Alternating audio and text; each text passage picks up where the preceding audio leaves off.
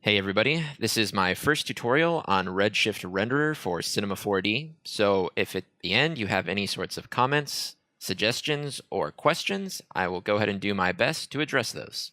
I'll specifically be talking about a few of the nodes within the shader graph, which I consider essential to creating any sort of complex shader networks. And even though I'll be using Cinema4d during this demonstration, you can find these same nodes across all your 3D rendering packages using Redshift with the same workflow and functionality. So before I jump into the nodes, I want to give you a quick tip which is considerably useful when working in the shader graph. Let's say I just want to view this specific texture here by itself without the material parameters. So what I can do is I can connect that to the surface on the output node. And now I'm just viewing this flat shaded color texture projected onto the UVs.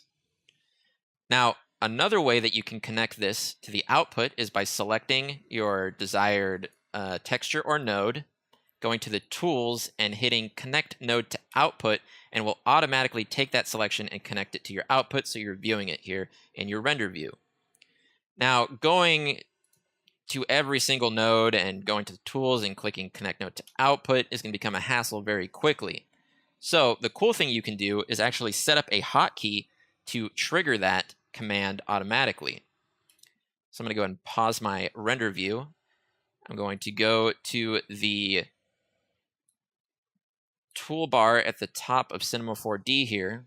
I'm going to go to Windows, Customization, Customize Commands. And up here, if we look back at what this tool is called, it's Connect Node to Output. I can type in the name filter, Connect Node to Output, and you see that it's showing it right here. So I can select that. You want to make sure that you're selecting the shortcut here, so click that. Then hit, in my case, Control-Shift-C. I can hit Assign, close this, go back to my shader graph.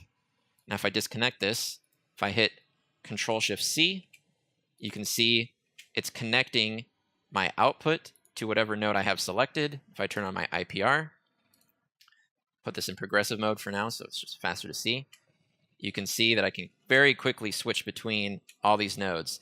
So in complex shader networks, if you want to know exactly what's happening in a specific part of your node tree, you're going to be doing this all the time, switching to your output so you can see exactly what's happening, and it is incredibly useful. So the first node I want to talk about is the TriPlanar node, and we can find that by going to the Find Node search bar here in the shader graph and typing in TriPlanar. See, it pops up here underneath the utilities. I'm going to drag that into the shader graph. Now, whenever you apply a texture to a 3D model, that texture is going to be mapped onto the object's UVs. Each UV cell is essentially referencing a polygon on your 3D model. So whenever you apply an image over one of these UV cells, it will be reflected on the correlating polygon on your model.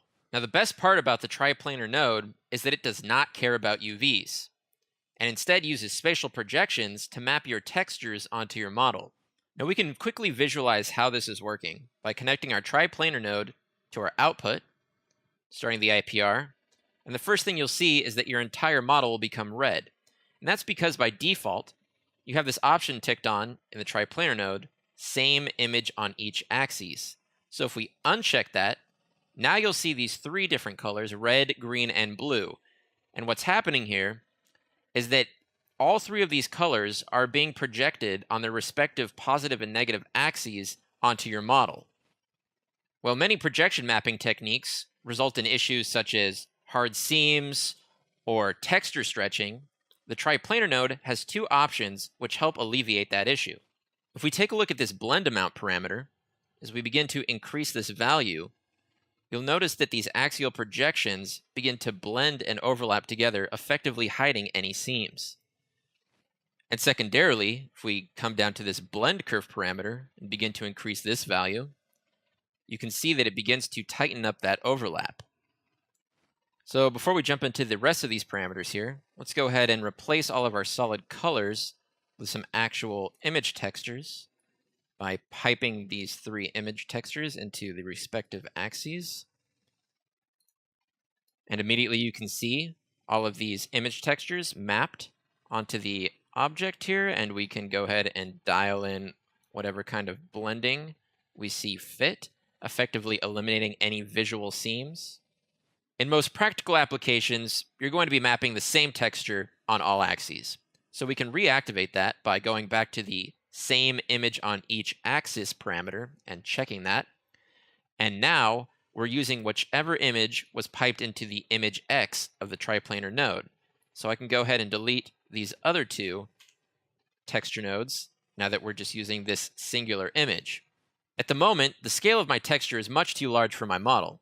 So I could go into my texture node itself and begin to increase the scale to shrink that down, or I can go into the TriPlanar node and begin to adjust these scale values. And I can increase the scale values per axis to get the same result. I could also set individual values here to create non-uniform scaling, but as you'll see, we get this stretching as a result of that. So I'm going to go ahead and reset these back to 0.1.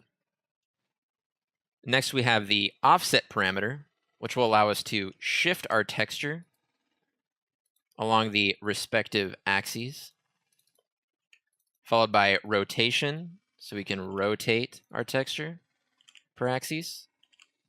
And finally, we have the most important parameter, especially when it comes to animation and deformation, which is the projection space type. Now, by default, this is set to object mode, but to better visually understand what's happening here, let's go ahead and switch it over to world mode. And I'm going to go ahead and go over to my viewport here. Now, pay attention to what happens in the render viewport as I manipulate the sphere. So as I move this, you can see that our texture is not actually being influenced by the transformation of our sphere, and we're getting this swimming effect. The same thing goes for any sort of scaling or rotation, especially apparent when I'm rotating it because you don't see the texture moving whatsoever. So if I go ahead and go back here and switch this back to the default of object mode, and once again begin to apply these transformations to the sphere, now you're seeing that whenever I scale, rotate, or move the sphere, our texture is sticking to the object. This leaves our final projection space type, reference mode. Now, reference mode deals directly with any sort of deformation or displacement. So if I go to this displace deformer here and activate it, you can see that I'm deforming my model, and my texture is stretching along with the deformation. Now, if I were to go back and switch this to object mode, now our TriPlanar node is projecting the texture as if this deformation was the default state of our model. And because of this, any sort of animation within our deformation will cause the same texture swimming as we observed previously in world mode. So if we switch this back to reference mode, our texture will now stretch along with the deformation.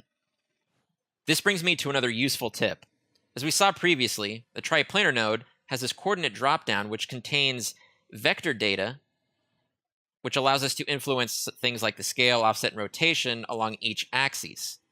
Now, let's say that you had a completed material with multiple TriPlanar nodes, and you wanted to uniformly adjust the scale of all of those nodes at the same time, or you wanted to create a uniform scale for an individual node so that you didn't have to go through here and type each one out manually, for example. In this case, you can see that it would take me a long time if I had a very complex network to go through and dial in exact values of each individual node. So what we can do that's really useful is go to the math drop down here. So in the example that we want uniform scale, so we don't have to type each individual axis to the same number, we can use this constant node, and we can connect that here to the TriPlanar coordinates scale. You can see this has been overridden and is now being controlled by the constant. If I set this to a value of 0.01 and click back on the node, you can see, well, it doesn't actually show that, but you can see in the viewport that if I increase this, I'm controlling this shader scale uniformly on each axis. Furthermore, if I want to control both of these TriPlanar nodes at the same time, I just connect this same node to the coordinate scale here as well. And now I'm influencing both of these triplanar projections at the same time, so I can adjust the scale uniformly. You can do that for every single one of these parameters.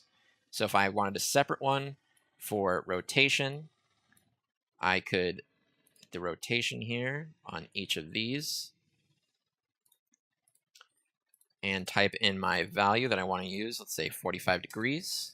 And you can see that I am uniformly adjusting both of these triplanar projections. Now, in the case that I wanted to set values for each individual axis, I would use the same constant node, except I would go to the constant node and change it from a real data type to a vector data type. And now you can see that we have 3 values for each axis, and I can type in a value here. So if I set them all to be uniform, we're back where we started, but now I can set individual values. And you can see, since I have this plugged into the scale of the triplanar nodes, it is affecting the scale non-uniformly based on these values along each axis. Next, I'd like to cover some color correction and remapping nodes. So we'll go and start with the most basic one, which is the, you guessed it, color correct node. Go and search that here and drop it in my shader graph. Connect up my texture to the input and the output to my shader diffuse color. Start up the IPR. Now, if you take a look inside of the color correct parameters, it's going to be very similar to parameters that you might find in After Effects or Photoshop, for example. Got the gamma. As I increase that, it's going to brighten my texture here. If I lower it, it's going to have the opposite effect of darkening it. Contrast here, the higher it goes, the more contrast I'm going to be adding. The lower it goes, I'm going to be reducing that contrast. Hue shift, it's basically going to be pushing the colors along that spectrum, similar to any hue shift that you would find in other programs. So as you see, as I push it along, I'm shifting that hue along the spectrum. Saturation scale, again, you guessed it, if I raise this number, it's going to increase saturation. If I decrease this number, it is going to reduce it. A value of 0 makes it completely grayscale. And once again, levels, if I increase this, I'm going to be brightening. And if I decrease this, I'm going to be darkening. The value of 0 makes it completely black. And the use HSV conversion tick box means that we'll be using hue saturation value calculations to deal with our parameters here, whereas if we uncheck it, we'll be using RGB, and you can demonstrate the different results here by upping the saturation scale to something like 3, for example. You can see we have a very saturated color now in our texture, and if I switch it to HSV, it's going to yield something a little bit different. So while the color correct node has its obvious uses, I rarely find myself using it for anything other than color correcting the diffuse input. Which brings me to my next set of nodes, which will start with the ramp node. So I'll go ahead and search up the ramp node here, see it here under textures, drag that guy in. I'm going to go ahead and wipe out my color correct node. So bringing back my simple sphere here, I'm going to go ahead and take my ramp node and plug it directly into my output so we can observe how it works. And what we got going on inside here is a very simple gradient ramp, and we can kind of see how that's being mapped onto our sphere as I adjust this ramp here, and you can see that I'm shifting that gradient along the UVs of my sphere. And we've got a few options here. We've got some different mapping types. So currently we're using vertical mapping. If I switch this to horizontal, you'll see it flips to the horizontal. We've got diagonal, radial, circular. You can see that point there. And all of these function as you would presume they would, and if you've ever had any experience using any sort of gradient ramp. And we can move these points along as we please. We can add color to them if we'd like. We can add multiple points, multiple colors. And so now you can quickly understand here this visual, just exactly how this is working, right? So I got a lot of options here. And then if we'd like, we could add noise to break up the gradient a little bit. So if I add a small number here, say like 0.01, you can see it start to get a little bit wiggly. Maybe something like 0.1 will be more visible. You see, breaking up that gradient here with a little bit of noise. You got different frequencies if you want to adjust the scale of the noise. So the lower you go, the bigger it gets. And the bigger it gets, or the bigger the number is, the more fine the noise becomes. So now that we've established the basic parameters of the ramp node, I'd like to jump up here to the source parameter, which is going to open up a new door for us when it comes to using this node. So by default, it's set to auto mode, which means it's going to automatically determine whether it uses UV map mode or alt mode. So you really only have two modes here. Auto is just going to determine it for you. So if I switch this to UV map mode, you're not going to see any visual difference going on here on our model. And that's because the UV map mode is as to be expected. We're mapping the gradient ramp onto the UVs of our model. However, when I switch this to alt mode, you're going to see that our mesh becomes entirely black. And the reason for that is that alt mode is meant to be used with a file texture. So if I take my texture here and I pipe that into the input of the ramp, well, it is set to alt mode, you're going to see that it has been converted to a grayscale image. Now, if I switch this back to UV map mode, it's going to override it with the gradient ramp, and now we're just laying the gradient ramp onto the UVs. But once again, if I set it to auto mode, it's going to automatically know that there's a file texture being piped in and use alt mode. So first off, if I once again switch to these different mapping types, which we saw generated different kinds of gradients earlier, you're not actually going to see any difference. And that's because the actual mapping type is using this TriPlanar to project the texture on, and the gradient itself is ignoring this mapping parameter because instead it is now acting more like a colorizer than an actual physical gradient. And we can observe that if I take this slider here on the black and I push it closer to the midtone, you're going to see that I'm actually darkening all the darkest values on my texture. And likewise, if I slide my white slider here over to the left, closer to the midtones, you can see I'm now brightening up all my brightest values on the texture till I get it to pure white. So it's colorizing it. And if you're not entirely sure what I mean by colorizing, if I actually just change this white value to an actual color, red, and I change this dark value here to a blue, and I once again slide this, you see that I am actually replacing the darkest values on this texture with the color blue and the lightest values with the color red, and everything in between those midtones is using this gradient interpolation. Additionally, I can add as many of these little color droppers as I like. So if I put a green in here and I adjust things here to line up with my values, see, I'm getting 3 colors acting on my original texture. And from here, I can save a preset. I can load presets, drop this rainbow in here, for example. But what's most important to understand, and I can demonstrate that here if I go ahead and reset my ramp, that this colorizing effect is working off of a correlating value on the original texture itself. So you see, even though in my ramp here, we have a completely 100% black and a completely 100% white, if we look at the output of our remapped texture here, we don't actually see anything on this texture that is 100% black or 100% white. So in order to have these values actually translate, as maybe we'd like something to be definitely 100% white, we have to slide it along those values of the original texture until we're actually replacing one of those values. And you see, I really got to push the white pretty far, and now I'm starting to get things that are 100% white. And for the black, do the same thing. And if you'd actually want to see what the pixel values are themselves, then you can just open up your options here and just cursor over, and you're going to see the values popping up here to the right underneath the pixel display and RGBA here.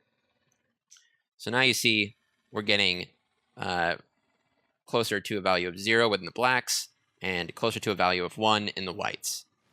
As far as practical uses of this ramp node, we probably would not be using it in the diffuse channel, as that's the color channel. So I'm going to go ahead and pipe in my colored texture here before the remap into the diffuse color of my shader. Pipe that into my output. what we can use this ramp node for is to help us create variation in something like the roughness channel. So if I go ahead and take my ramp node, drop that guy into the reflection roughness, and give this some reflection here. Just go ahead and max that out. No, we're not creating a realistic material. So by default, I'm actually going to disconnect this so we can demonstrate. So at a value of 0 in roughness, we have 100% reflection. And at a value of 1, or as we push it up to 1, you can see that we're creating 100% roughness, whereas the reflections are getting extremely blurry to the point where it's almost diffuse. So to create a connection between this numerical value, which we can easily understand, and compare it to the ramp, let's go ahead and connect the ramp directly back into the reflection roughness once again. And instead of having this gradation, let's go ahead and start with a solid color. So I'm going to set this complete black. And if we compare our result here, you can see that we actually are getting a roughness, something similar to a roughness value of 0 because we're getting 100% reflection. So likewise, if I begin to bump this up, so go ahead and start with 50%, you can see that our reflections are starting to become rougher. And as I set this to 100% white, now we are getting something that is 100% rough. So you can essentially think of any sort of black value as giving that a numerical value of 0, and a white value a numerical value of 1. And everything in between is going to be interpolated between those two numbers. So this brings us to a quick gotcha moment, which I'd like to clear up without going into too much detail, because this stuff can get a little confusing. So the way I'm going to demonstrate this is I'm going to go ahead and disconnect everything from my material. I'm going to clear out the reflections and just leave it at a default diffuse 50% gray. I'm going to go ahead and put in a value of 0.5 for my weight. So since we can understand that a value of black here translates to a value of 0 numerically, and a value of white translates to a value of 1 numerically, we could assume that we could replace this weight value of 0.5 by setting this to something like 50%, right? And plugging that guy into our material, diffuse weight. But suddenly we're getting something that yields a much darker result. So I'm going to go ahead and set this to bucket and save out a few snapshots so I can make some comparisons here. So this is our ramp at 50% gray, which we would assume would translate to a value of 0.5, right, if we have a good understanding of how numbers work, right? So I'm going to disconnect that. And let's get a render here of our default weight at a value of 0.5. Okay, I'm going to save that. Snapshot. Okay, so clearly there's something going on here that doesn't make sense to us. And I'm going to take a constant, and I'm going to set it to a value of 0.5. And okay, since that's a actual numerical value, I'm going to plug that into the diffuse weight. See what we get here. Okay, I'm going to save a snapshot of this guy here.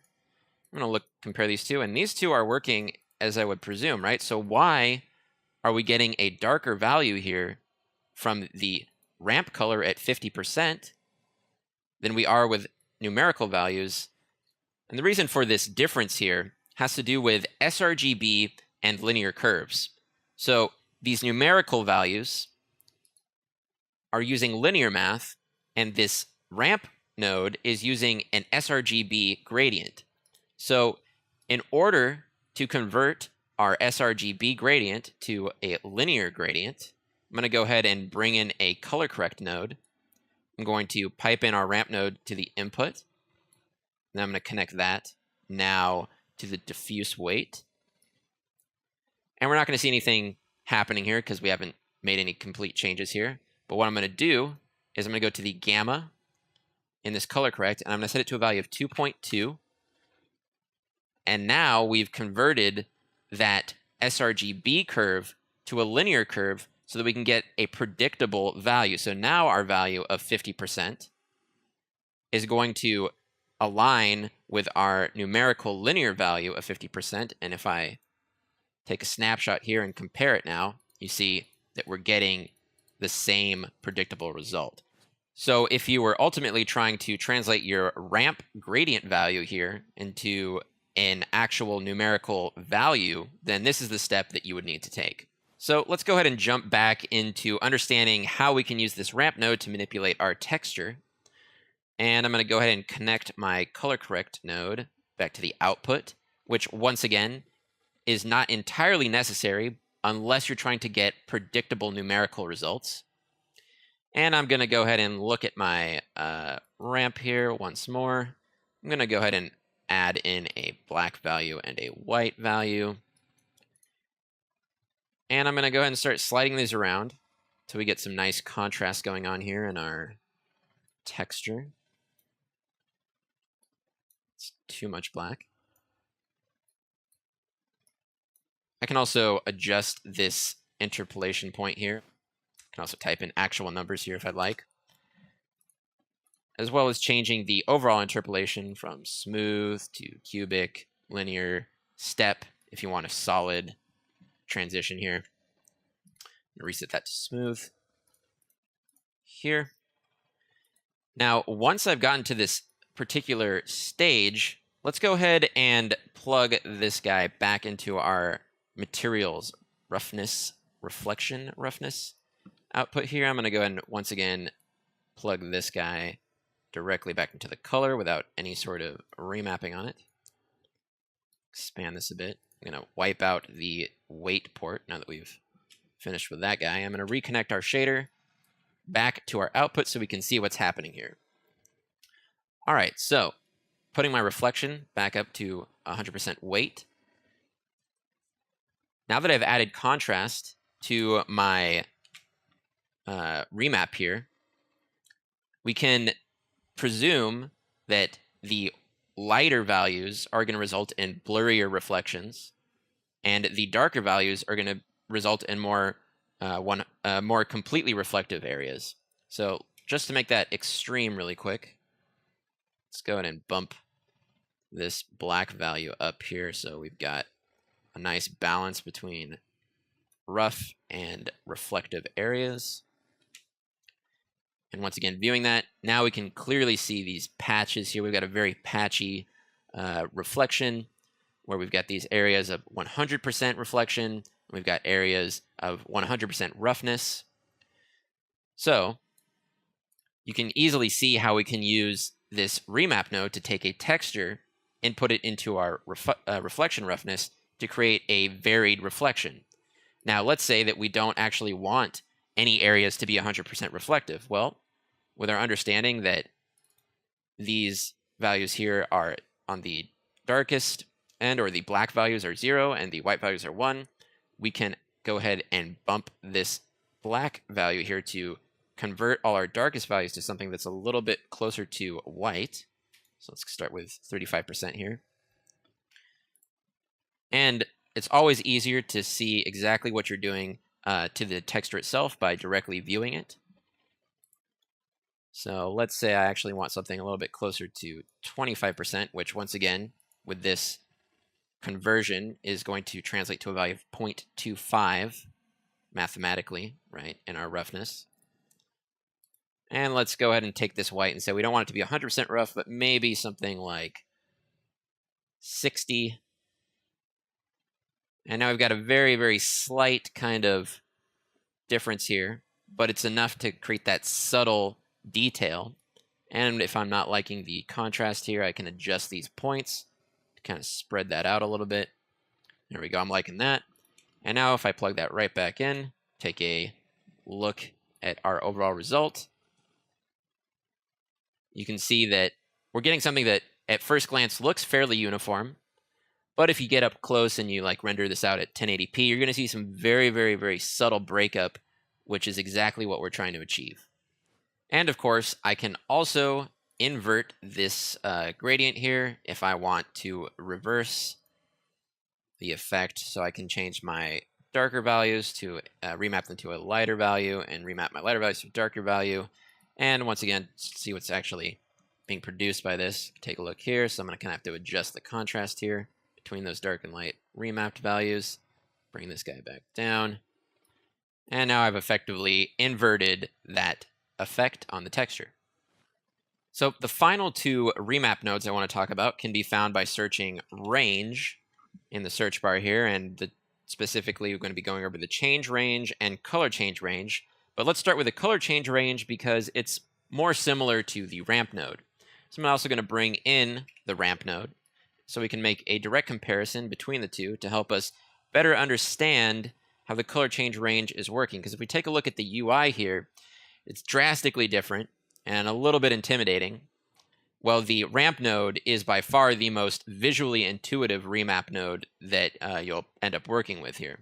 So if we take a look here in the color change range node, you can see we start with the input parameter, which is going to be where you pipe in your actual texture. And then we have the old range min and old range max. Now you can think of the old range min and old range max similarly to moving the sliders along the gradient. So if I were to move my black slider closer to the midpoint and the white closer to the midpoint, it would be similar to increasing this value here, this black value, and decreasing this white value, right? So it's essentially like I'm using these values to move the points on that gradient, right? One important thing to note, however, is if we actually take a look here at our node and pipe in our texture first of all to both of these nodes, is that first off, we're retaining color with the color change range. We're not actually affecting the color. We're not colorizing our texture. We're only shifting the value. So if I go ahead and reset this to default, we're not going to see a difference here if we switch between the color change range and directly pipe it into our texture. And as I increase this value here in the old range min and max, you're going to see that we're getting contrast, but we're not actually affecting the color values themselves. Likewise, in the ramp node, resetting this back to its defaults, I can move these along to create contrast as well. But one thing you'll notice is that there isn't a direct correlation between the position percentage and the actual value that you set here. So you're going to have to kind of work those independently. Now, switching back to the color change range, let's take a look at the new range min and max. Now, you can think of the new range min and max here being similar to actually setting an exact value or color in your little knots, right? So if I set this darker knot in the ramp to red and the lighter knot to blue, then that would, let me take a look at that. Obviously, they're not going to be directly lining up in terms of the positions, as I talked about. But you can see we're getting that effect that we talked about earlier, where we're actually colorizing the brightest and darkest values. And if we switch back over to our color change range and do the same thing, I'm going to go and connect this to my output so we can see what's going on. If I set my range min to a red color and my range max to blue, you can see we're effectively getting the same colorizing. Once again, an important note here is that the same sRGB to linear conversion will be required if you're trying to get an exact numerical value for something like the weight or roughness. And we can demonstrate that by remapping our range min and max to a 50% gray value. So I'm going to set both of these to 50% gray. And if we take a look at saturation here, if we take a look here, you can see that we're getting that 50% gray.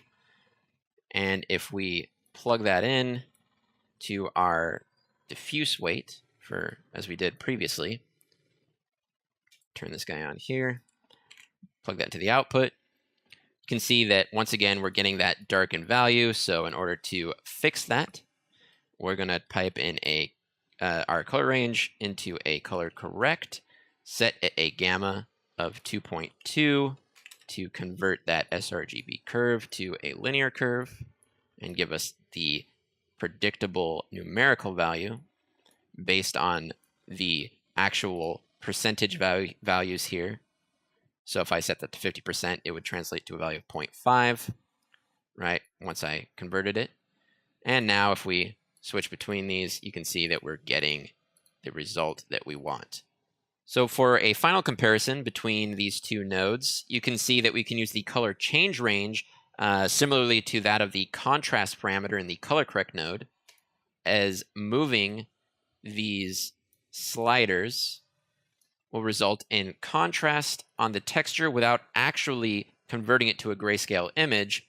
But as far as colorizing goes, you can see that compared to the ramp node, we're only limited to 2 colors. So the ramp node would be more effective at creating a complex gradation of your texture.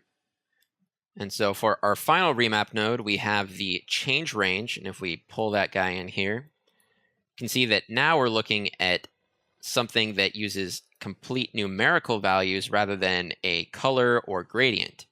So here we have the same exact parameters. We have an input, which is where we pipe in our actual texture.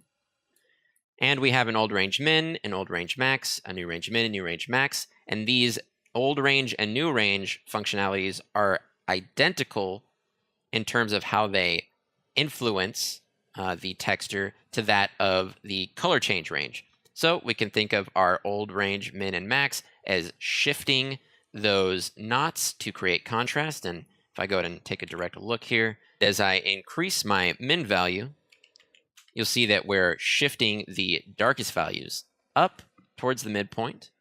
And as I lower my range max, you can see that we're shifting the brightest points down towards the midpoint. Now, immediately you can notice that because of the difference in calculations between the linear numerical values and the sRGB color swatches and gradients, we're getting something that's a lot different in terms of predictability when it comes to adjusting these values.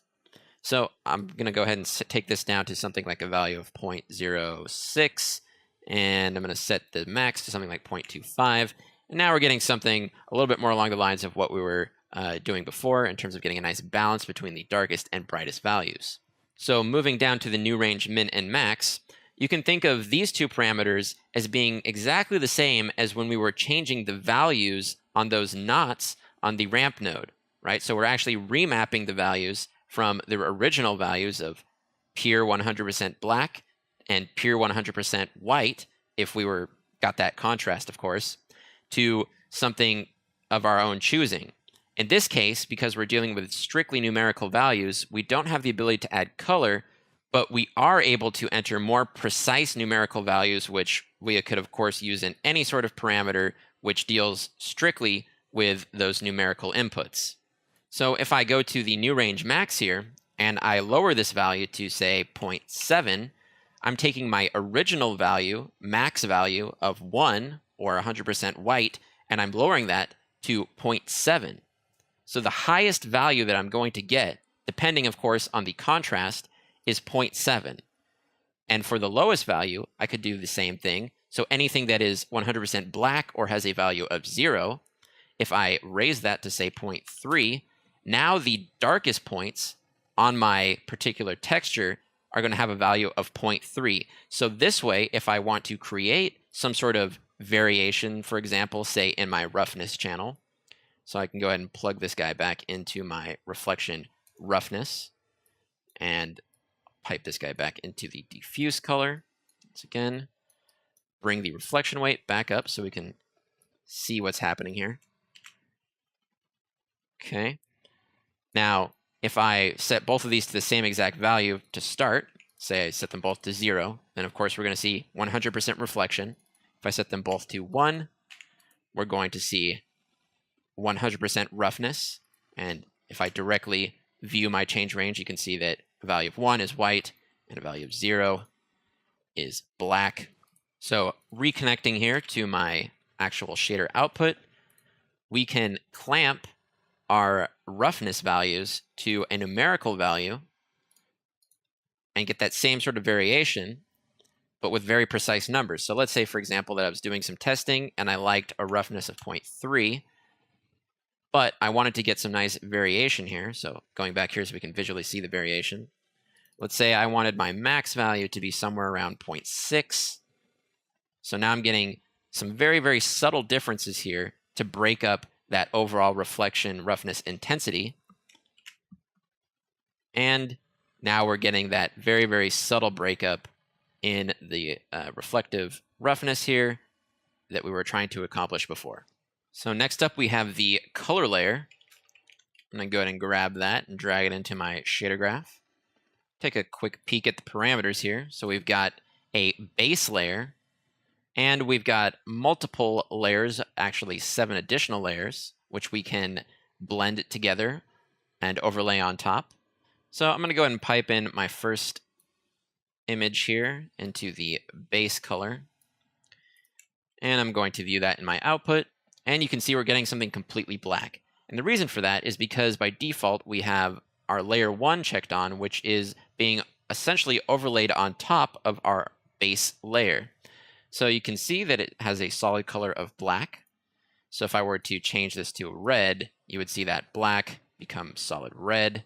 And if I turn it off, we're going to see our base layer.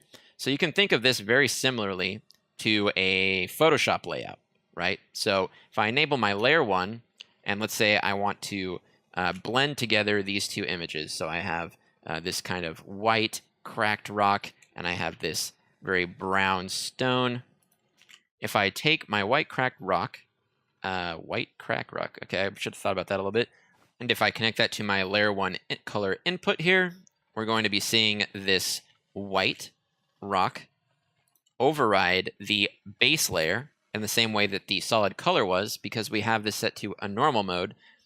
So if we look down here in the options, we do have a mask and a blend mode. So first of all, the mask essentially acts as the opacity channel of our image. So as I lower this to say 0.5, now we're giving this white rock a 50% opacity so that the base layer brown rock is beginning to bleed through.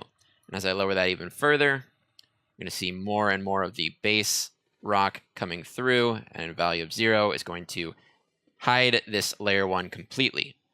Now additionally, I can use an actual black and white image, or any image, which I can convert to a grayscale image, as a mask. So anything that is black, 100% black, will be completely opaque or transparent, and anything that is 100% white will be completely opaque. So let's go ahead and take this image here and add a little bit of contrast to it with a ramp node.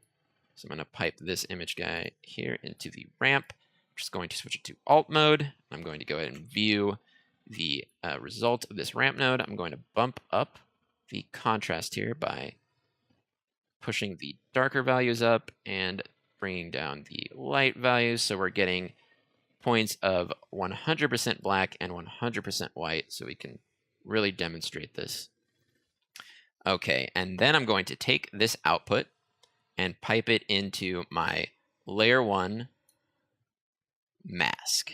And if we now take a look here, you're going to see that the areas on this mask, which once again are white, so here we can see these white areas, that's where our white rock is now going to be showing through, right? So we've effectively blended these two images using this black and white mask.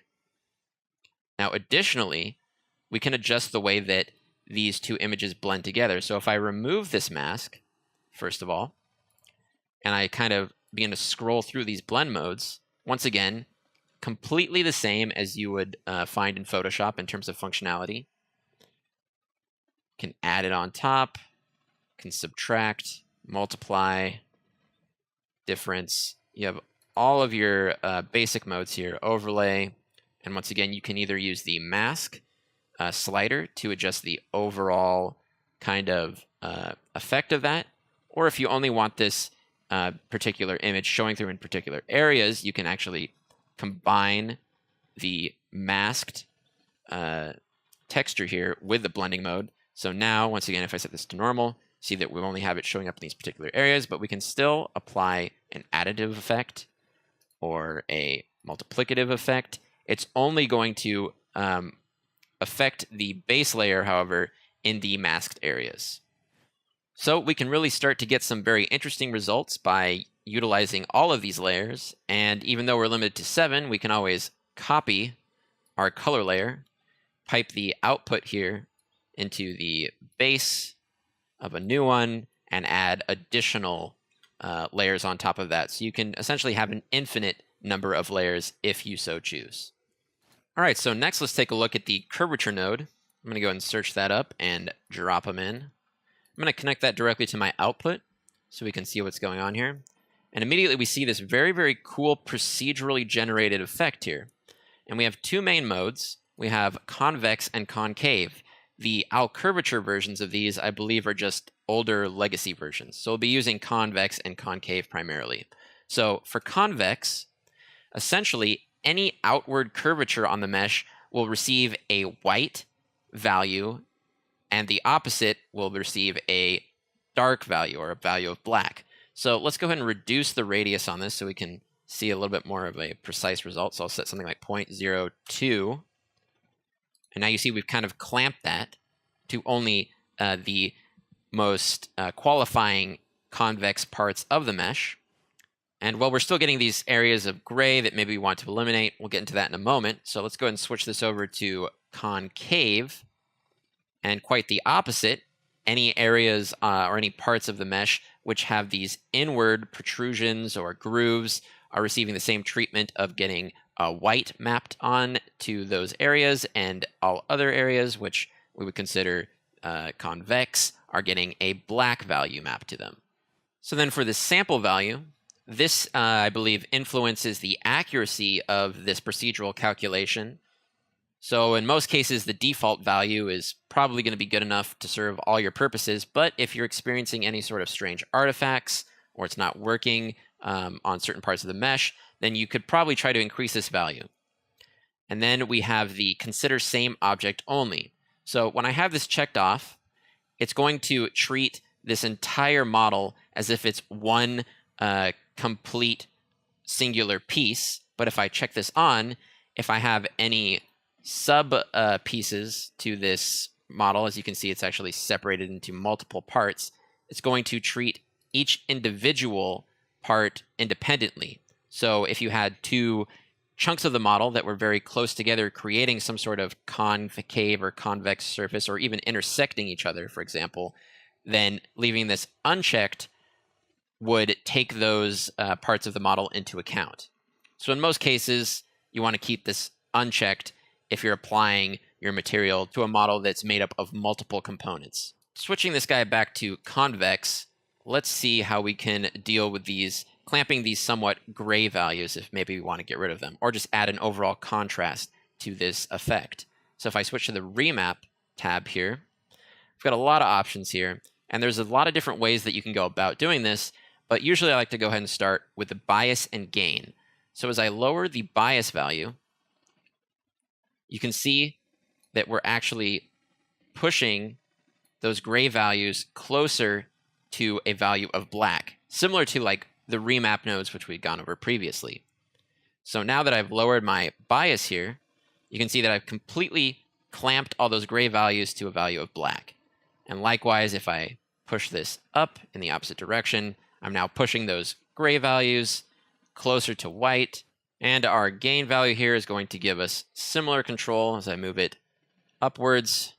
We're darkening values, and as I move it down, we are brightening values. So if I wanted to get something more contrasted, I would start here. But if I wanted to actually break up these edges so that they're not so uniformly in width or shape, I could actually use a texture image like this to actually break up that curvature map. So once again, there's different techniques that I've seen for achieving this result. I'm going to go ahead and take a look back here at my curvature node. I'm going to take this texture image, black and white texture image, which I've piped through a remap node to add contrast, and I'm going to go ahead and input it into my remap contrast value. Now immediately you can see that we're breaking up those edges, but we also have a lot of spillage, and maybe this is something that we want, but we can actually hop right back into our bias and gain and begin to adjust that. So I can start bringing the bias down to push those gray values closer to black. And now we're eliminating a large majority of those gray values where otherwise, there would be spillage. And maybe I can adjust my gain a little bit to get the contrast dialed in even more.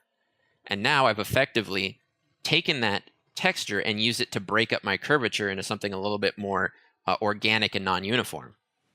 So this leaves us with a completely procedurally generated mask that we could use anywhere that we saw fit within our network. One important note is that the curvature node can't actually be used when it comes to building a custom displacement map or used in a network that influences the displacement map, as it is calculated after the displacement. Another really useful procedurally generated effect is the ambient occlusion node. So if I type in AO and drag this guy in here and connect him to my output, you can take a look at exactly what this does. Now you'll see right away that we're getting almost this sort of shadowing effect, but essentially what ambient occlusion does is it darkens up all the areas where two surfaces meet. So you can see these grooves are darkened, and really all areas where you have two objects within a specific distance of each other. Now, we got a few options here. Samples is going to adjust the quality, so the higher I take this, the less noisy the ambient occlusion will become. As you can see, there is a gradation from white to black, and then we have these two values for the bright and dark. So the occluded areas will be using black, and the non-occluded areas will be using white. So I could actually even hop in here and throw in a color. So I would put in a red for the bright areas and a blue for the dark areas. You can see exactly how that's working. So you get a nice kind of interesting, more artistic output if you put some colors in there. And then we have spread. And if I go ahead and start adjusting this value, if I bring this to 0, and then I bring it to 1, it's almost like a feathering effect. So at 0, we're getting a harsher transition where there's no sort of interpolation between the dark and bright values. And a value of 1 is going to be a much more gradual interpolation, and we see them blending very nicely here. Okay, so then if we set this back to 0 so we can move on to the fall off and see this a little bit more clearly, as we bring the fall off value up, we're essentially affecting the transition of intensity of the darker value. So you see at a certain point, we're kind of maxing that out, right? So if we set the spread up to 1, brought this back to 0, right? So a value of 0 on the fall off means we're completely removing the dark component. And as I begin to increase this, we're increasing that overall intensity of the dark value. And if I go ahead and drop my spread back down to 0, reset my fall off to say 1, the max distance is going to allow us to clamp this occlusion effect below this kind of maximum intensity point. So if I put in a value of 0.1, now you're going to see the occlusion only occurring in the areas with the smallest distance, right? So these very, very tight grooves. And if I begin to increase that, you'll start to see the effect expand to other parts of slightly higher distance, right? 5, 15, 25, until we get to a certain point where we've hit the maximum distance for occlusion. All right, and then furthermore, we can have reflectivity occlude. So any place that there's these kind of hot reflections, we're going to get occlusion in those reflections. We can invert our normal, which is essentially going to flip the effect here. So if I bring the max distance down a little bit, you can see when I turn it off, it's got your normal occlusion. When I flip it, it's inverting that occlusion, similar to the concave, convex functionality on the curvature node. Got different output modes. You can have occlusion in your alpha. Consider same object only works, once again, very, very similarly to that of the curvature node. If you check this on, if you have multiple components of your model, it is going to ignore all those areas where the two separate components meet, whereas if I uncheck it, it's going to treat it as a uniform singular piece of geometry. So I'm going to go ahead and reset all of my parameters here. Going to bring up the spread so that we get some nice gradation here, some nice fall off on the edges so it's not so harsh. Going to adjust my max distance a little bit so I'm only getting the occluding effect where I'd like. In fact, maybe even go smaller, 0.5 for example. And now I essentially have generated another procedural map where I can use this as a mask to have certain effects or textures show through just these white occluded areas. I can also pipe that into a ramp in alt mode. So you can see I can really clamp down those white values if I want them to be a little bit more intense. And once again, I can use an actual texture image to break up this hard uniform line in a more organic way. So I can take my ramp output here, which is adding contrast to my actual texture image, and pipe that into the fall off of the occlusion. And now you'll see that I'm actually organically breaking up that edge based on this texture. And then from here, I can begin to increase the spread if I want to have a little bit more of a soft fall off here. It's going to bring in some of these areas. And then I can also adjust the kind of width or size of this effect by bringing up my max distance to affect a larger area. So this is a really great way to have a somewhat worn look, or if you have certain, if you have dirt collecting in these grooves, etc. And if I want to inverse that to get some sort of edge damage, I can always go back and invert the normal here and make any sort of adjustments that I see fit. I maybe bring down the max distance, and now you see that I've reversed that from the grooved areas to sort of the edge areas, and I've got some nice edge wear, which once again, you can also achieve these same effects with the curvature node. Again, one important thing to note is that this shader will take into account all geometry within the scene if you do not have this consider same object only checked. And we can see how this could be problematic if you have a piece of intersecting geometry. And as you see, if I have this cube intersecting my mesh, you're getting that occlusion effect around the cube. So if this was an animated piece and I had set up my shader, if any geometry got close or actually intersected, then you would get this almost flickering effect of the ambient occlusion going in and out around that object, or in areas where the object is very, very close to your particular mesh.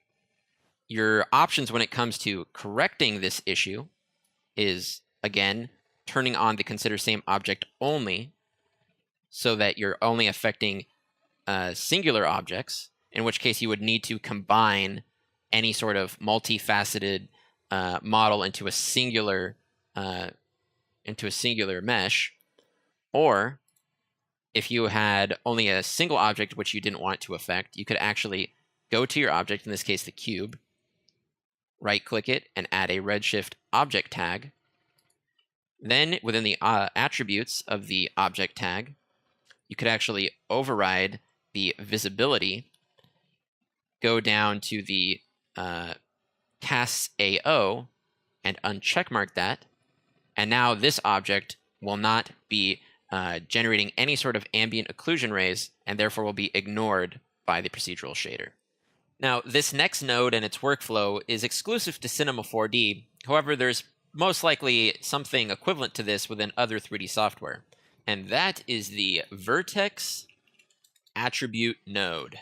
Now, the Vertex attribute node has multiple functionalities, but one of the most useful ways to use it is being able to take your weight maps and integrate them as dynamic masks within your shader network. So I'm going to go ahead and jump over to my viewport here. I'm going to go to the character menu and select the paint tool. And once I start painting on my sphere, I'm going to generate a weight map, which will be added as a tag to my sphere object. So let's go ahead and make a quick paint on this guy here. So I'm going to make sure I have my sphere selected first. And then I'm going to go ahead and just paint a nice little happy face here. And we'll see that map added here as a vertex map tag on our sphere object. So if I go ahead and select that and go to my attributes, I can give it a unique name. So I'll go ahead and say this is my happy face. Again, this could be named whatever you like.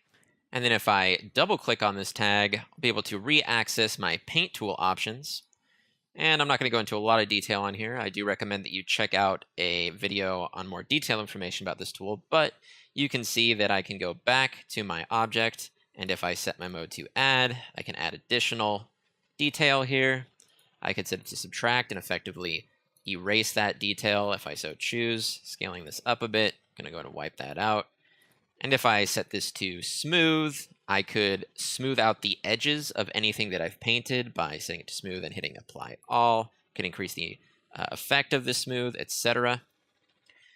So now if we go ahead and take a look at our shader graph, I'll go and show you how we can use this weight map within our shader network. So if I select my vertex attribute node, and then I go over to my vertex map tag, and I hold down my left mouse button and drag that into the attribute name and connect this to the output so we can see what we're getting, you'll see that our weight map has been translated into a black and white map, which we can use as a mask or even just a texture within a color layer if we so choose within our network.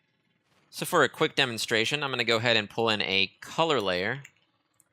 I'm going to drop that guy into my network. I'm going to connect it to the diffuse color of my shader ball, or of my material. And then I'm going to go ahead and set a base color of red. And I'm going to set a secondary layer color of blue.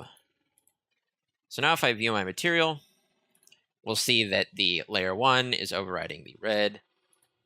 So the entire ball is blue, but if I want to mask this blue out just within the vertex weight map, which I painted, you'll notice that you need to refresh your IPR quite a lot with this node. But if I go ahead and pipe this into the layer 1 mask of my material, we should just now be seeing the blue come up in these white areas of our mask. So let's go ahead and take a look at that. And right away, we can see that blue color and the diffuse coming through where we painted that smiley face on our weight map. And furthermore, I can add a ramp in between my vertex attribute and my mask input. And taking a quick look at that directly, I can actually adjust the contrast of that as well as remap it with colors if I so choose. And then if I take a look at my final output, you'll see a much harsher transition here within that map. So there's a couple of great things about being able to integrate these vertex weight maps within your shader network. One being that they do not rely on UVs, so you can paint anything that you'd like onto your models, and they do not need to be UV unwrapped in order to work. And the second great thing, if I go ahead and reconnect my output to the attribute node, if I select my tag here and go to its attributes and enable fields and go to the fields tab, you'll see that these weight maps now work with the R20 fields, so you can do all sorts of really interesting things like creating or adding noise or creating animated maps, which you can use to very procedurally transition between two different textures or two different materials. The possibilities are endless when it comes to this new edition of fields in R20, so you can definitely utilize this to get some really, really cool results. And just as an extra tip, you can actually convert poly selections very easily and quickly into these vertex maps if you so choose. So I can go ahead and do that by selecting my sphere and going to the viewport here, making sure I'm set in faces mode. And then I can make a selection on the faces. We'll go and just do another face type smiley face selection. And then I can do a few things. I can go to select and set vertex weight, or save that as a selection for further selection. So let's go ahead and say I just set a selection at first, and that'll create a selection tag here. So in the case that, I have my sphere selected and I lost that selection, I could just double click on this to reselect it.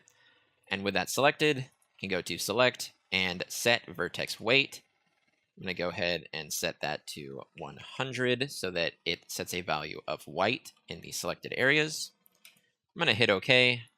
And you see we've created something very similar. Obviously, there's a little bit less of a fall off as when we hand painted it, as that was more dependent on our brush settings.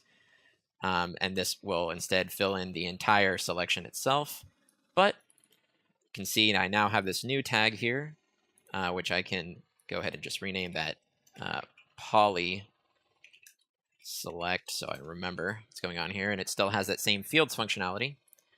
And once again, I can go into my Redshift Vertex attribute node and take this new map and replace it with the poly select. And you see that I've now successfully converted my poly selection into a usable vertex map, which I can plug into my vertex attribute and use it as a mask within my shader network. So next, let's take a look at the bump blender. So I have here this material, and I'm going to go ahead and just pipe in a bump map. Okay, I'm going to connect that here. Overall bump input. Take a quick look here at the result. So I'm getting some nice bump coming through here. It's pretty intense. So I'm going to go ahead and drop this down to say 0.1 and maybe exactly 0.05. And that's probably looking pretty good. I'm going to go ahead and set this to bucket mode so I can kind of see the final effect here. Okay. Now let's say that I want to combine multiple bump maps or blend multiple bump maps together. Now, I could take a series of black and white images, pipe them to a color layer, and get my overall bump map that way through a singular node. Or I could take multiple bump maps or multiple images that can be used as a bump map and use a bump blender to combine them. You can actually combine up to 4 different maps. But you can also, once again, take your final output of one bump blender, bump it, place it into another bump blender, and therefore daisy chain them to have an infinite amount if you so wished. So how this is going to work is I'm going to go ahead and take my first bump map, I'm going to pop it into the base input. You can think of this again as something very similar to the color layer, except now we're using bump maps. And now I can take the output of this and plug it into my bump input. And by default, since we only have one bump map here and it's the same exact one as we used before, we're going to get the same exact effect. So I can go ahead and take a snapshot of this for comparison purposes. And now I've got another, I've got a noise that I'd like to use as my secondary bump. So I'm going to go ahead and take a quick look at this in the output so I can kind of dial it in. Let's go and go to the coordinates, and we're going to go ahead and up this value, bring that scale down, and I'm going to go for like a pretty big noise to start. Maybe I'll increase the complexity a little bit. I'm going to go to the color, and I'm going to remap this, add a little bit of contrast. Bring the whites down, and the blacks up. Okay, so now I've got some nice contrast going on here. I can use the bias to kind of shift it towards the darker values or the wider values if I so choose. And now I'm going to go ahead and pipe this into another bump map node.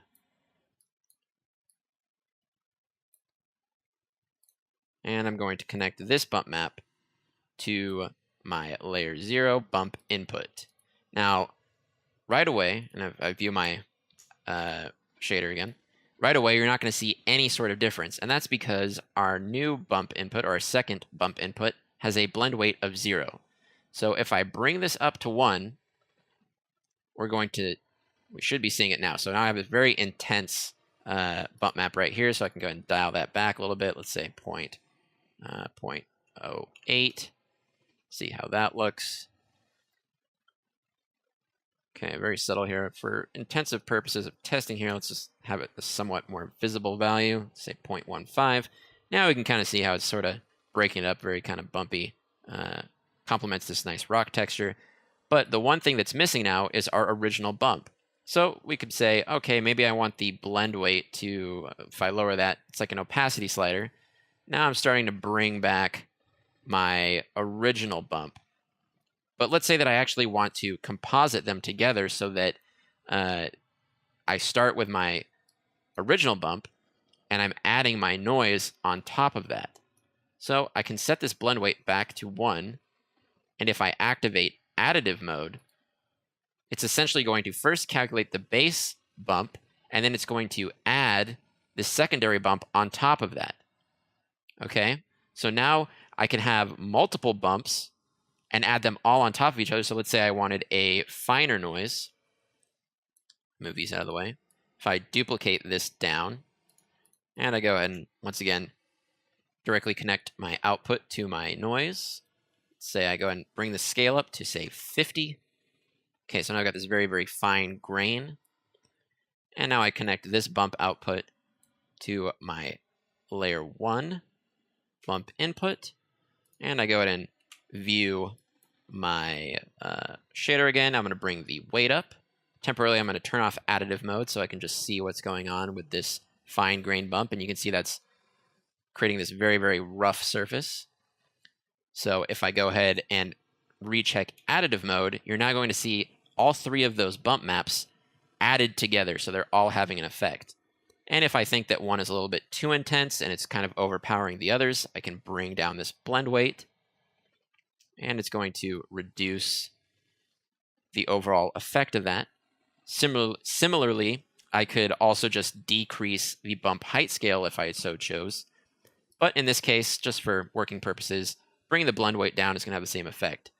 Again, if I just want this particular bump map to show up in specific areas, I can also just put a black and white map into the blend weight as a mask. So, for example, let me go ahead and grab a black and white map here that we can use for this example.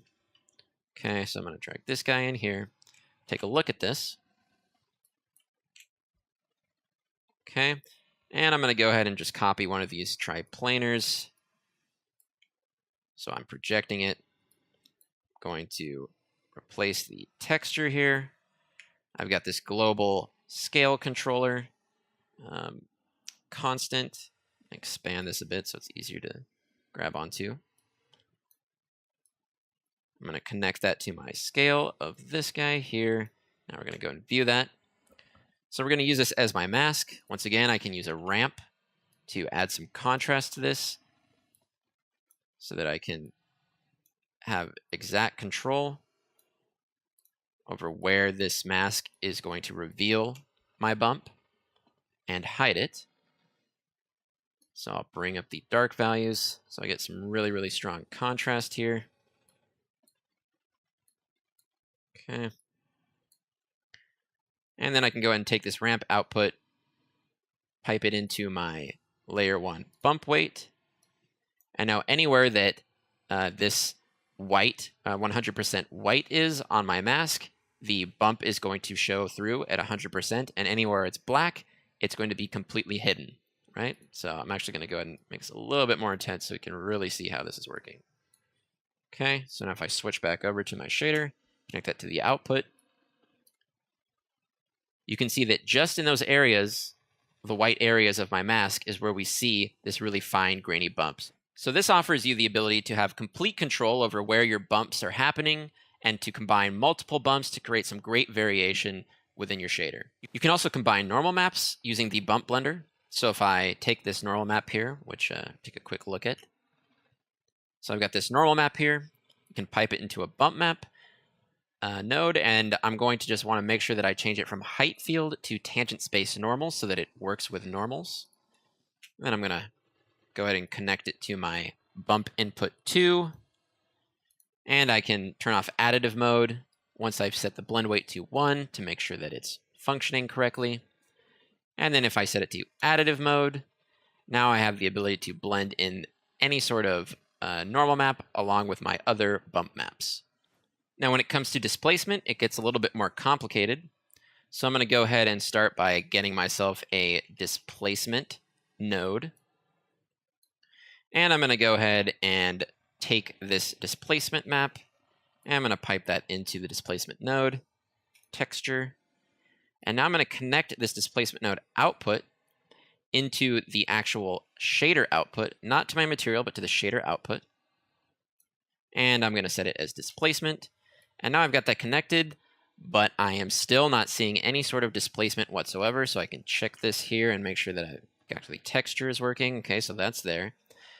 So if I reconnect to my material, the next thing I'm going to need to do is actually go to my model in the objects menu here. I'm going to want to add a Redshift tag. I'm going to go to Redshift object. I'm going to select the tag, and I'm going to go to the attributes. I'm going to go to geometry, and I'm going to have to check some stuff on here. So you see that we've got some options for tessellation and displacement. Tessellation is going to allow the geometry to be subdivided to the point where we're able to see that detail from the displacement actually come through. And the displacement parameter is going to control the intensity and scale of that displacement. So I'm going to go ahead and turn this on. I'm going to start by turning on tessellation. Next, I'm going to go ahead and enable displacement. And now we should start seeing displacement occurring here in our render view. There it is. And I'm going to go ahead and save a snapshot of that for comparison here. The first thing I'm going to do is I'm going to disable auto bump mapping. Now, what auto bump mapping does is anywhere that the displacement is not viewed as necessary, or it's unable to displace it, it's going to convert that into a bump map and then apply that over the top of the displacement. So if we pay attention here, as I disable it, go ahead and take another comparative snapshot, and we can kind of see where that's occurring. So I'm going to go and let this process here. And now I'm going to save a snapshot. And switching between these two, you can kind of see these finer details coming through. So we've got these two options here. We've got displacement scale and maximum displacement. So displacement scale is going to act as a multiplier for our actual displacement node scale. So you see in my displacement node scale here, if I enter a value of 2, it's going to actually increase the effect of this displacement. And as you see here, I can go ahead and save a snapshot of that. Okay, I'm going to reset this back to 1. And now we're going to go back to our tag and change our scale to 2. And we should observe a very similar outcome. So these two are somewhat interchangeable, okay? So if I compare these two, you see that they're basically giving me the identical amount of displacement. All right, so I'm going to go ahead and reset this back to 1. We're going to jump over to the maximum displacement. Now, the maximum displacement, you can think of that as a maximum clamping limit for how much we can actually displace this. So since we're currently at 1, I might lower this down to 0.5 to make this a little bit more visible. Okay, so if I begin to raise my displacement scale, we know it's going to create a more intense effect, right? So let's go ahead and hike it up to 2. And again, we're getting a more intense displacement. So now let's go ahead and crank it up even further. So we technically should be able to enter any sort of number to this, and it will keep scaling this up to infinity, right? So I'll put in 100, and we'll give this a second here. And now what you're seeing is that all of a sudden it looks like nothing's happened except for the entire mesh has almost uniformly displaced outwards, and then it's stopped at a certain limit. And the reason for this is that the maximum displacement is cutting off that displacement. It's clamping it at a certain value. So in order to get some of that detail back, let's give this a more realistic number here. Let's say 5. Let's see what that looks like in the scale before we start tweaking our maximum displacement here. Okay, so you see that currently at a displacement scale of 5, we're still getting all of that displacement deal clamped and cut off, so it looks like it's almost a uniform displacement. So I'm going to start increasing the maximum displacement here. I'm going to bring it back to 1. And you're slowly going to see this detail come back, as well as having the actual displacement itself be allowed to expand further beyond this clamping point. So in here, we're starting to get this detail back. I'm going to go and bring this all the way up to 5. And this will probably be enough here. Okay, so now we're getting our full detail back, and none of it is being clamped off. So essentially, both of these work in unison. In order to have a specific amount of displacement, you need to make sure that your maximum displacement will allow that without clamping it. All right, so I'm going to go ahead and reset both of these to a value of 1. They're defaults, and let's dial in some displacement to a nice scale value that makes it really kind of apparent here. So let's bring this up to 2. And just to make sure that we're not clamping anything, let's bring this maximum displacement to, say, a value of 5, which again, this parameter is essentially just putting in place a maximum limitation that the displacement scale can actually reach. And now let's hop back up here to the tessellation and go through some of these settings. So we've got subdivision rules, got a few options here, or 2, Catmull-Clark with a loop or Catmull-Clark only. And in order to kind of observe this more thoroughly, let's go ahead and hop back over to our shader graph, and I'm going to connect a wireframe so that we can actually see the tessellation which is occurring here. And so we've got a few options here. We've got the subdivision rule. We have Catmull-Clark loop or Catmull-Clark only. And the main difference here is that you want to use Catmull-Clark loop for any mesh that is triangulated, while Catmull-Clark only is going to be more prone towards quads. In this case, we're not going to see a huge difference between choosing either option, although we are using quads. Next, we have screen space adaptive. And essentially what screen space adaptive does is it will subdivide the mesh based on its distance from the camera. So anything that's close to the camera will receive more subdivisions than anything that's further away from the camera. Because obviously, if you have objects that are far off in the distance, you're not going to be able to even see the level of tessellation detail on it anyway, so it's more of an optimization setting. So typically, you want to keep this checked on. And then we've got the smooth subdivision.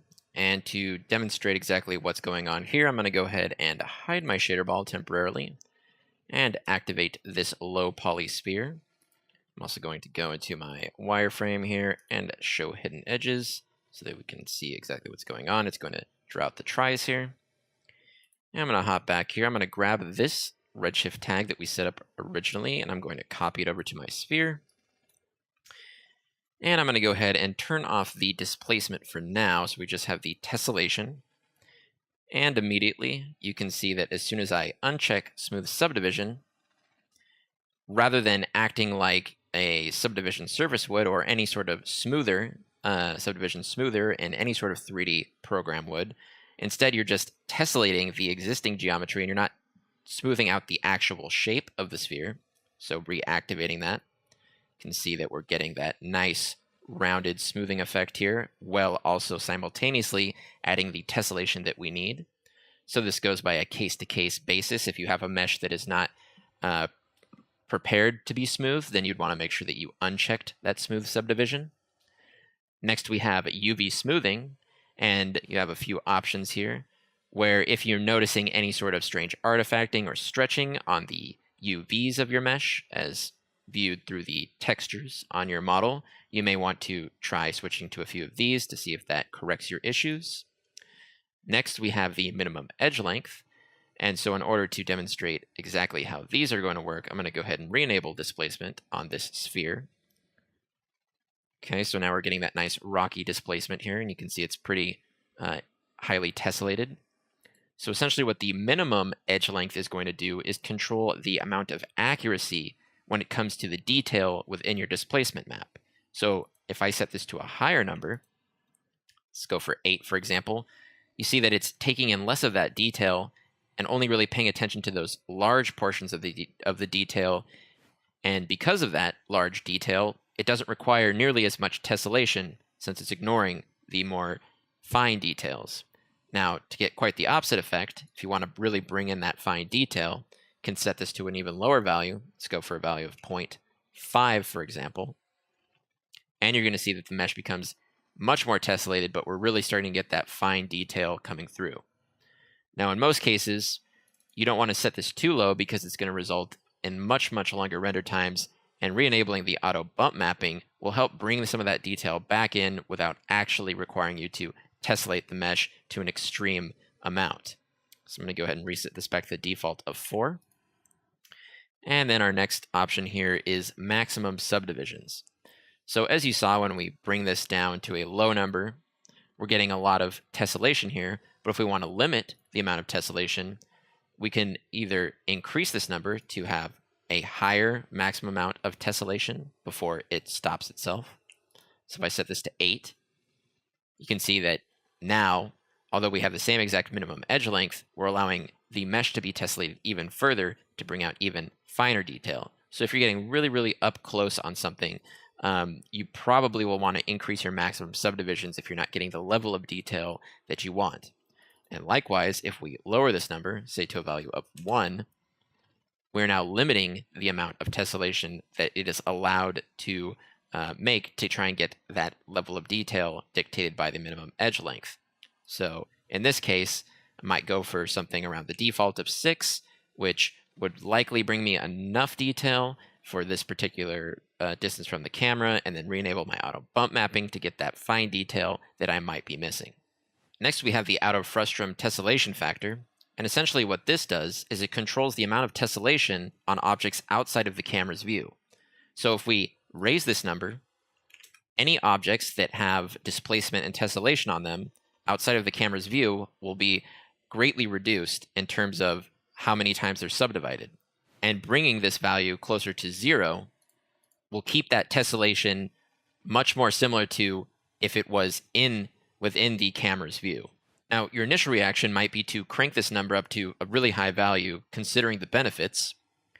However, you also need to keep in mind that any reflective objects that the camera is looking at will also reflect that low poly tessellation as well. And if there's any sort of camera movement, as that tessellation value increases as these objects come into frame, you could get some strange artifacting looking results within your reflections, as well as changing the way that lights and shadows are cast within your scene.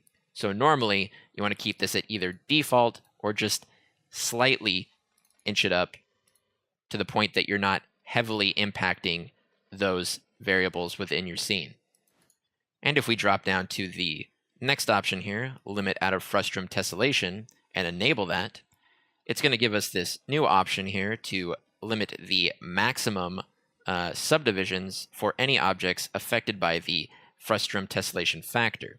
So any of these objects outside of the camera's view that you are tessellating less than those within the view, if you want to set a maximum amount of times that they can be subdivided, then you would go ahead and enter that here, the same as if you were limiting the overall maximum subdivisions in the maximum subdivisions parameter. And so if we go ahead and turn off our sphere, bring back our shader ball, and reconnect it to our main shader here, I'm going to go ahead and refresh the IPR just to make sure that we get everything back properly. I'm going to go ahead and jump back into the tag here, and I'm going to go ahead and drop my minimum edge length to 1 and save a screen cap here. And then I'm going to go ahead and drop my maximum subdivisions to 0. And our ultimate goal here is to get the least amount of tessellation with the most amount of detail. So we obviously don't want to crank this too high and overly subdivide.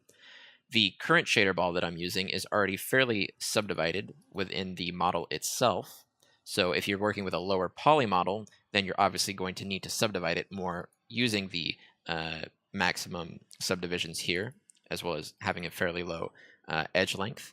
So let's go ahead and start bringing this up. I'm going to jump it up by 2 to start, and then I'm going to compare.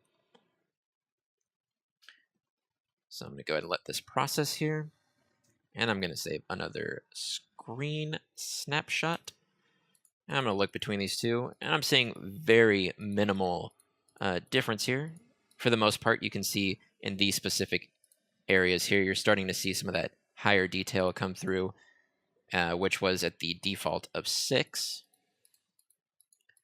Okay, so I'm going to go ahead and bring this up another 2. So now we're at a value of 4 max subdivisions. And we're going to look at these areas once more. And now we're seeing some of that detail. And compared to the original at 6, I'm not seeing very much difference whatsoever. So I'm going to go ahead and say that 4 is plenty of subdivisions for this particular model. Of course, if we're zooming up really close, then we would definitely need to bring this max subdivision value higher to compensate for that. But if this is about as close as we're going to get, then this is working just fine. And then I can go ahead and turn my auto bump mapping back on to get any of that really fine detail back into my render by converting it to a bump map. So I'm going to go ahead and let that go. And then I'm going to take a snapshot here just so we can toggle through these guys. And if we look back at our original tessellation here, obviously we're seeing a lot more of that detail by enabling auto bump mapping, but we were able to dial in the correct amount of displacement in the first place without getting ourselves confused as to what was actually being displaced and what was an additive bump map. We can also combine multiple displacement maps in the same manner as bump maps by using the displacement blender. So I'm going to go ahead and drop a displacement blender in here. And you'll see that it has very similar parameters to the bump map displacer, or blender. And I'm going to go ahead and pipe in my first displacement map here into the base input and connect my output to the displacement in the shader output. And we're not going to see any differences here because we are still using our original displacement. But if I copy this displacement node here and I connect it to my layer 0 as the input, and this time I use a noise and I pipe that into my texture, we can take a look at our noise really quickly here. And we'll give it a second to process that in the IPR. I'm actually going to go ahead and switch off bucket for the moment. And of course, anything that is black is going to be pushed into the mesh, and anything that is white is going to be expanded outwards. So I'm going to go ahead and take a look, reconnect here to my material. And I'm going to go to my displacement blender, and I'm going to crank up my blend weight to 1.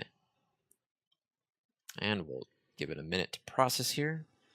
Okay, so now I'm seeing some extreme displacement here, so I can bring down the scale of my noise and bring it down to, say, 0.2. And we'll see what's going on here. Okay, but one issue that we're seeing now is it looks like we're overriding our original displacement, and we've completely replaced it with this noise. And once again, in order to layer these on top of each other, we can, so that they're both influencing the displacement, we can check on additive mode. And we will see that the original displacement is showing up, and then our noise displacement is being added on top of it. And once again, you can daisy chain these displacement blenders to have an infinite number of mixed displacements. And in the case that we only want certain displacements to show up on specific parts of the mesh, we can go ahead and use any sort of mask that we've generated. So in this case, if I replace my second displacement layer here with a finer noise, go ahead and give that a minute to load up. I'm going to go ahead and dial this back a little bit so it's not so crazy. 0.05. I can use this other noise, which is essentially a black and white image, to influence where this very fine noise displacement will actually show up. So if I really quickly take a look at this noise that I'm going to use for the mask, you can see that I've got these dark areas and I've got these light areas. So I'm going to go ahead and actually scale this down slightly so that it's larger. And we've got more distinguishable areas. I'm going to go ahead and hop in really quick to the remap here, and I'm going to bring up the dark values so that we get a little bit more empty pockets here, so we can clearly see where our fine displacement is coming through. And then I'm going to go ahead and pipe that into the displacement weight of our very fine displacement. And now I'm going to switch back to our material, give it a second to process. And now if we zoom in here on our mesh, you can see that that fine displacement is only coming in where we've dictated it using our black and white noise mask. Now, in order to create more complex shaders made up of multiple materials and layers, I'm going to want to use the material blender. So I'm going to go ahead and grab that and drag it into the shader graph and expand this guy so we can see what's going on here. And right away, taking a look at the UI, you're going to see that it looks very familiar to the color layer. Except rather than using images, we're going to be using actual materials. So I've got two materials present in my scene. I've got this rocky material as well as a shiny red plastic material. So I'm going to go ahead and start by connecting my red plastic to the base material of my blender. And then I'm going to go ahead and connect my blender to the out port so we can go ahead and take a look at what's happening here. And right away we see that nothing's changed. We're still looking at our red base plastic. So in order to blend our materials, we're going to need to add our secondary material. And I'm going to go ahead and connect that to my layer 1 color. And we're still not seeing anything happening here. And that's because our blend color is acting the same way as an opacity. So since our blend color is black, that means that our blend amount is 0. So as I increase this towards white, go ahead and set it to 50% first, you're going to see this secondary material blending with our plastic, the rocky material blending with the plastic material at 50%, and you're starting to see that come through. And as I bring it up to full white, you're going to see that rocky material completely override that plastic material. So similarly to how we were using the masks in other facets of our network, I've got this mask here, which is combining a curvature map with some noise breaking up the curvature effect there, as well as a base black and white kind of grungy texture. And I'm combining those by adding my curvature map over the top, meaning that anything that is white will be added and anything that is black will not. So as you see, I'm bringing in these white areas from my curvature on top and combining them into a more interesting mask. And from here, I can go back to my material blender, take a look here, and I can go ahead and replace my blend color from white using this mask that I've generated and plugging that into the layer 1 blend color. So now anywhere that it's 100% white on my mask, you're going to see that layer 1 show through, which is the rocky material. And we can see that here. If I go ahead and enable my bucket mode, you can see that we're now starting to get a nice blend between both the rocky texture and the red plastic. And I can control my mask, of course, using my color remap nodes or my remap nodes. In this case, I'm using a ramp. So I can go ahead and maybe bring in the rocky texture a little bit more by expanding the white areas of my map. And now you see we're getting almost a very dirty plastic going on here. I can increase the radius on my curvature to maybe thicken up that effect in the grooves. So perhaps I'll set it to a value of 0.4 and see what that gives us. And once again, if I'm not entirely sure what's happening in my mask, I can always reconnect that to my output so I can directly see what's going on. Okay, and maybe I want to clamp these black values a little bit harder and instead bring the white values in. Now, when it comes to displacement, we're going to go ahead and call back the displacement blender and drop that guy in. And just as before, we're going to use it to combine the different displacements that we've created per material. So I've got my plastic displacement here, and I'm going to go ahead and drag it in and pipe that into my base displace. And then I'm going to take my rocky displacement, and I'm going to put that into layer 0. And rather than use additive mode in this case, because I want each of these displacements to only occur for the correct material, I'm I'm going to go ahead and leave additive checked off. And I'm going to take our mask, which we're using to blend our materials, and use that same mask to control the blending of our displacements. I go ahead and connect my mask here to the displacement weight. And once again, wherever the mask is white is where our displacement will occur. And because we're influencing, using that same mask to influence where the material shows up, we're going to create a relationship between where the material shows up and where the displacement occurs. I'm going to go ahead and drag this guy into the displacement of my shader output. And I'm going to go ahead and activate my displacement in the Redshift object tag by turning it on, making sure my tessellation is enabled as well as my displacement, and all my settings are dialed in. And now we can see that we're getting displacement here on our mesh, except there's one big problem, and that's that our secondary rock displacement appears to be completely overriding our plastic displacement. We can see exactly what the displacement on our plastic looks like by connecting that to our displacement input here and viewing that individually. Give it a second here to update. And as you can see, our plastics displacement is this very, very low intensity noise, while our rocky displacement, if I connect that directly, is going to give us the same result as we were seeing previously, even though we had this mask piped into the weight, which should only be creating this more intense displacement on the rocky areas that we've masked out. Because the curvature is calculated after displacement, it's interpreting this layer add here in our mask as being a solid white, and therefore it's overriding our base material because of the fact that the rocky displacement is coming through at 100%.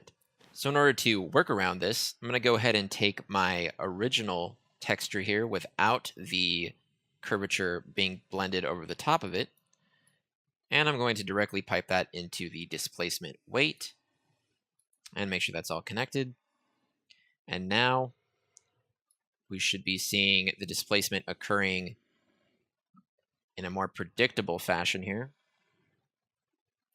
And as we can see, it's pretty intense, so I'm going to go ahead and lower the scale of the rocky displacement down to something like 0.25 so that it feels a little bit more natural and less insane. And as this process is here, you can see now we're getting that nice kind of rocky displacement on top of our plastic. Additionally, there's this option here on each layer called additive. And what that's going to allow us to do is if I go ahead and create a new material to blend in here, I can take this material and plug it in to the layer 2 color. And I can just give it, let's say, a bright blue. Jump back into my material blender. And let's go ahead and set the blend color to white so now we're completely overriding the other two materials with just this solid blue. With a little bit of reflectivity. It's going to be somewhat plasticky, highly reflective. And now if I turn on additive mode, you're going to see a few strange things occur.